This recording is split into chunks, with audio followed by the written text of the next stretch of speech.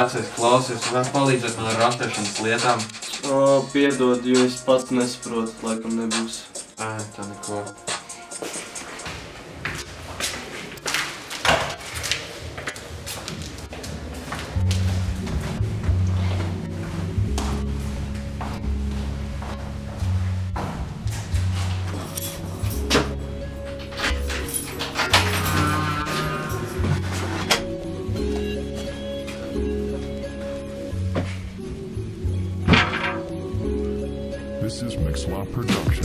Ja tev patīk top hip-hop, droši vari zvanīt.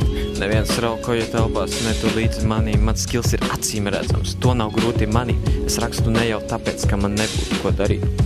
Pusgads tuvojas beigām, bet tu darbus atliec. Sakot, pabeigsi rīt vai parīt, bet skašu nedēļa ir drīz. Tev rokas strīds, tu meklē glābiņu, bet nepalīdz ne atērās, ne vanadīns. Stragls ir īsts, nav līdz galam darbs padarīts. Un tu rasi un rasē, lai neizslīdētu laukā, bet paliktu trasē, un lai Eiropas stība ienāktu tavā kasē.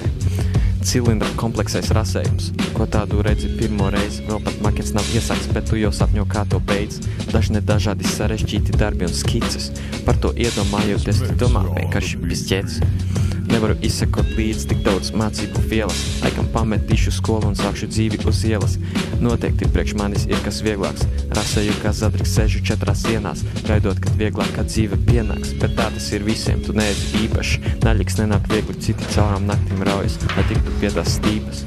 Nepaliktais strīpas, tu pat vairs nebrīnies, ja tava vidējā krītas, tev rasēšana ir tikpat kā sots, kad gribētu šo pabeigt uz pozitīvas nots, man ir tas gods uz Ziemassvētkiem, skatīties uz mūsu sasniegumiem ievērības vērti, nenosaukšu tos par lētiem, un tuvojas brīvlaiks, tas ir tik skaists, šis ir mans laiks, es hip-hopā esmu paiss, tā kā netīrs neģera daikts.